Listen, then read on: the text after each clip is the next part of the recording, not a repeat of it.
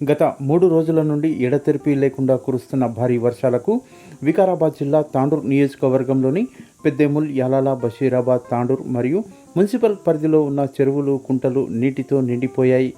అవి నీటితో పొంగి పొర్లుతున్నాయి. తాండూర్ మున్సిపల్ పరిధిలోని పలు కాలనీలు నీటిలో మునిగిపోయాయి. దీంతో స్థానికులు తీవ్ర ఇబ్బందులు ఎదుర్కొన్నారు.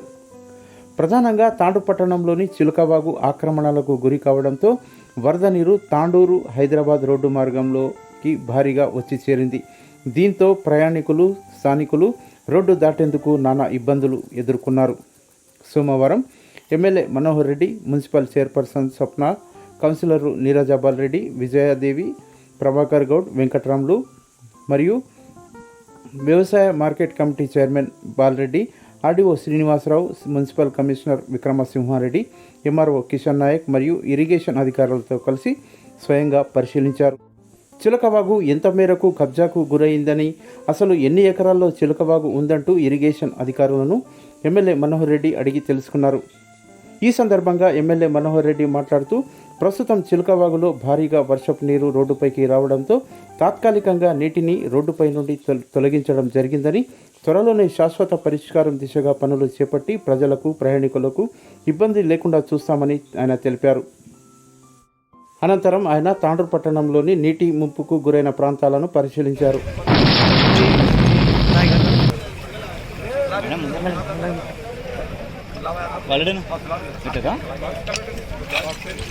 మీరు పెద్ద మనుషులు మీరుండక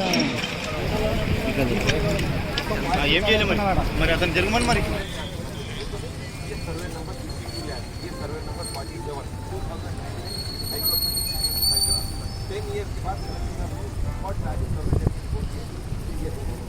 అఖిల్ భాయ్ చూస్తుంటే కనిపిస్తుంది కదా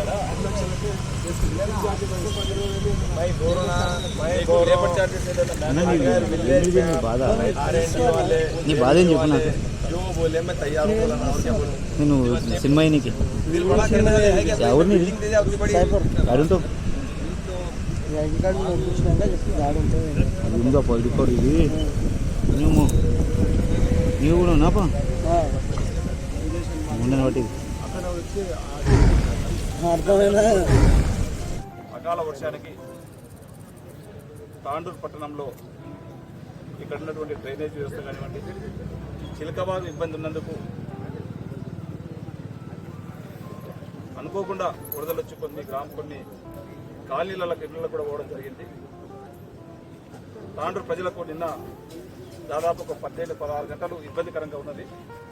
దీనికి అంతటి కూడా అధికారులు, మా చైర్పర్సన్ గారు, కౌన్సిలర్లు, ప్రజాప్రతినిధులు అందరూ కూడా నిన్న మార్నింగ్ 8 గంటల నుంచే ఎవరికి ఇబ్బంది లేకుండా ఆర్టీఓ గారు కానివ్వండి, మున్సిపల్ కమిషనర్ గారు కానివ్వండి, చైర్పర్సన్ గారు కానివ్వండి, పోలీస్ డిపార్ట్మెంట్ కానివ్వండి, ఎంఆర్ఓలు కానివ్వండి, కౌన్సిలర్స్ అందరూ కూడా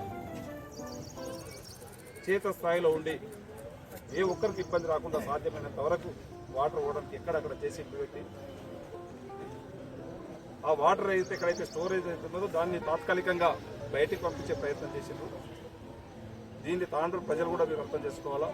ఇది ఈ రోజు ఉన్నటువంటి సమస్య కాదు, కొన్ని సంవత్సరాల నుంచి పేరుకుపోయినటువంటి సమస్యని ఒకటే రోజులో ఏదో చేయటమంటే ఇబ్బంది అవుతుంది.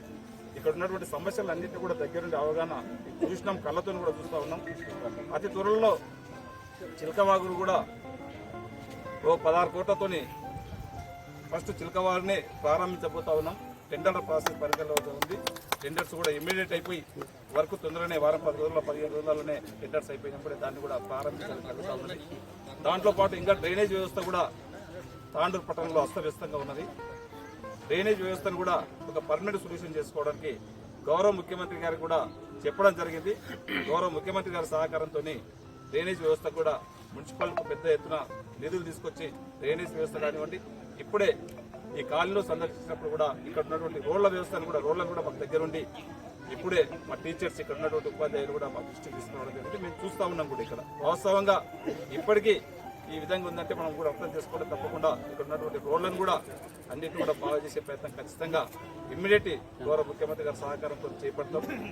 అదే కాకుండా ఈ చిలకవాగే కాకుండా ప్రధానమంత్రి సమస్య ఓల్డ్ తాండూరులో కూడా గొల్లచెరువు ప్రాంతంలో కూడా ఇబ్బందికరంగా ఉన్నది.